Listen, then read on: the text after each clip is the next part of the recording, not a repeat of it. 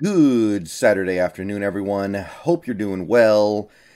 Let's talk a little bit more about Sean Desai because a lot of you guys are really excited about the fact that we were able to bring in Desai, but a lot of you guys also have some questions. So, stepping back on the timeline a little bit here, a few days ago we thought that we had Donatel with Desai soon to follow. And then you lost Donatel, and a lot of people thought that Desai was probably going to follow Donatel to Minnesota. And at that point, some people, myself included, said we need to be very aggressive if we really want Sean Desai. If that means giving him the DC job over Clint Hurt, then if that's what it takes, then so be it. If it's a money thing, then bust out the checkbook. Whatever it may be, we needed to go after Desai aggressively. And I said that if we just sit back and hope that he'll accept a secondary coaching job, we're probably going to lose him. Well, clearly, this team now has landed Sean Desai, and we're all kind of wondering, did we actually go above and beyond to make sure Desai would choose us over Minnesota? Now, his title indicates that yes, but I think we all understand that titles are just titles. We don't really know what they mean, and they can mean a lot of different things. So we gave Sean Desai the title of Associate Head Coach, which on paper gives him more power than anybody on the coaching staff except for Pete Carroll. But just because he has that title doesn't mean that's actually going to be the case. So the question remains, what did we assure Sean Desai of? What did we offer him? What have we given him to get him to choose us over Minnesota? Because obviously now he is here. Well, Jake Heaps thinks he knows. And you guys know, I don't totally trust Jake Heaps on this stuff.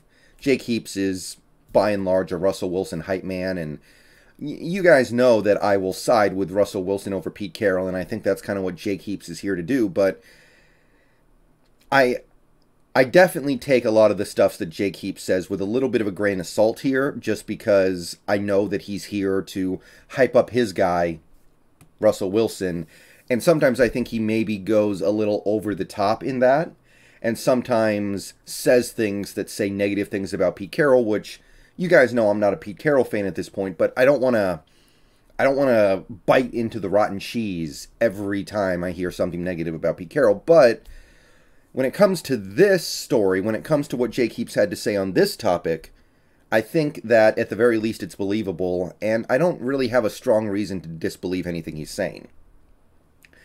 So, Jake Heaps went on his radio show this morning and said that the Seahawks gave Sean Desai some assurances that convinced him to join the staff, which seems to indicate that yes, he was going to go to Minnesota, yes, he was going to follow Donatel, or at the very least he was going to go somewhere else where he was going to have more power than just being a secondary coach. And then Pete Carroll stepped up to the plate and said some things that convinced Desai to come along. What were those things? Let's take a look at what Heaps has to say here. So you go down through this article, and let's get down to the important part here, because there was some stuff here about Carl Scott as well, which is pretty positive, and then he said that Desai was a desirable coach. But even then, getting Desai to join the Seahawks took him getting some assurances from head coach Pete Carroll, according to Heaps. So if Heaps is right here, we can read this and have some idea of what kind of power and control and role that Desai will have in Seattle. So, number one, the autonomy in which the game plans and the overall coaching structure would work, Heaps said. Sean Desai wanted to not just be a member of the staff, but to have a say and to have a clear working relationship in terms of putting together game plans, how all that's going to come together. He got the assurances he needed on that end. Very big. That's especially notable as the Seahawks defense has always been considered to be Carroll's defense, even though he doesn't call plays. That also signals that while Desai won't be the DC calling plays, he will have a sizable role in the game's planning and scheme. Last night we did a stream about Desai and Andy Dickerson, and one thing I said was that based off what I'm understanding about the whole idea of having an associate head coach role, what you're going to see is Sean Desai helping a lot with putting together a game plan and implementing a scheme during the week. And then you will have Clint Hurt calling the plays in the actual game and probably handling things like in-game adjustments. So it seems like that's going to be the case. And what I really like about this, well, two things that I really like about this are Desai comes from that Fangio tree. So the game plans and schemes should have a lot in common with what you see from Fangio defenses, which is something that the Seahawks have been showing an interest in anyway, number one. Number two, it also means that it frees up Pete Carroll to just be a head coach, which that's what he is, right? He's our head coach. And I think that if you remove a lot of the responsibilities from him on game planning and allow him to focus more on being a head coach, I think that's going to help him. I think that's going to help this team be better. So that's great. The second assurance, according to Jake Heaps, is personnel. It's one thing to be on a coaching staff. It's another thing to be part of a group that has pieces to work with. I believe they have that already now, good pieces, but they need to add more impact, and that is very clear, Heaps said. And what I was told is that Pete Carroll sold a very strong and compelling argument that that was going to be the case, that they would be aggressive in their approach from a defensive schematic perspective and also work very hard to get the pieces that they need in the offseason to upgrade this roster. So I like the idea of being aggressive and working hard to get pieces that we need in the offseason, of course. Now, if this becomes another thing where we ignore the offensive needs, like running back, maybe tight end, and especially the offensive line, then that kind of becomes a problem. But that doesn't necessarily need to be the case. We have money. We can generate a lot more money. And at the end of the day, there should be enough money to get all your needs taken care of, or a vast majority of them, on offense and defense. So hopefully that's not what that means, where we're going to make all these investments onto the defense to try to make it the best defense in the league, and we're just going to leave the offensive line the way that it is. We're going to leave the running back stable the way that it is right now with, do we even have anybody? I guess we have DJ Dallas and Travis Homer and broken down Chris Carson, and that's about it. So hopefully that's not the case. But this kind of quote from Jake Heaps, if it is true, it indicates to me that you may see an interest in bringing in some of the guys from Chicago that Desai worked with in 2021. Chief among them, Akeem Hicks. He's a free agent. He's getting older, but I still think he's good, and he would address a need on the defensive line, especially at that 3-tech spot where we don't have a whole lot going for us at all at the moment. So if not him, then you might see somebody like a Grady Jarrett. You might see somebody in the draft in the second round, a 3-tech. So a 5-tech is a need. Will linebacker may be a need. If we lose guys like Reed and Diggs, safety and cornerback will be something of a need. So I like the fact that in order to bring in Desai, he was in some ways promised that we would be aggressive in getting players to make this defense better.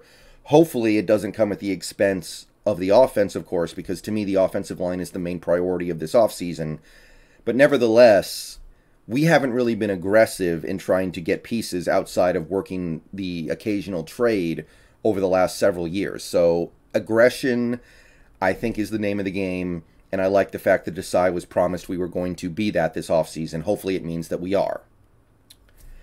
The last sticking point was Desai's title, which, as I said at the start, obviously it means more prestige for him, it means more money for him, but it didn't necessarily mean he was going to have power and influence in this organization. But it seems like it's going to be the case that he does. So previously, my impression of this organization was that Pete Carroll was doing a lot of stuff to put together game plans and scheme during the week, and then during the games, Ken Norton would call the plays.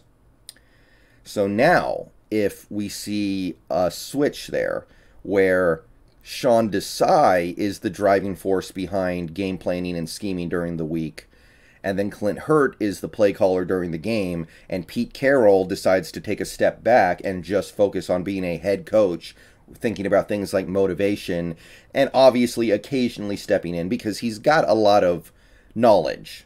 Sometimes I don't know if he has the wisdom, but he definitely has the knowledge. He's been doing this for 4 decades.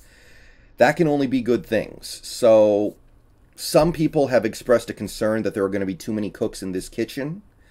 But if the structure can be held solid like that, where you have Desai doing the game planning and scheming, Clint Hurt doing the play calling, and Pete Carroll kind of hanging back as the head coach, I do believe that it can work. And at the end of the day, it really sounds like Carroll had to give up some power in order to get Desai in here, and he did that.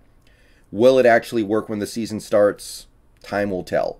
Will Desai and Hurt be able to work together? You would hope so, because they both were under Vic Fangio at one point. They're both Fangio guys, but only time will tell. However, I like this a lot better than having the head coach and DC having that jockeying for control over the defense. I like it better like this, where you have the associate head coach and the DC jockeying for control over the defense, and then you have the head coach hopefully taking a step back. Because, like I said, with that structure that we had, that presumed structure, where it felt like Carroll was the midweek guy, the practice field guy, and Norton was the in-game guy, it wasn't working that well. It was working okay, but it wasn't working that well. This is hopefully going to be something new. And you guys know I bash Carroll like nobody else, but if he truly did give away some power and control over this defense to an outside guy, then I have to give him some credit for that. And hopefully it works, but I like what I'm hearing right now. So I'll see you guys later today. Peace out. Go Hawks. Let me know what you think down below.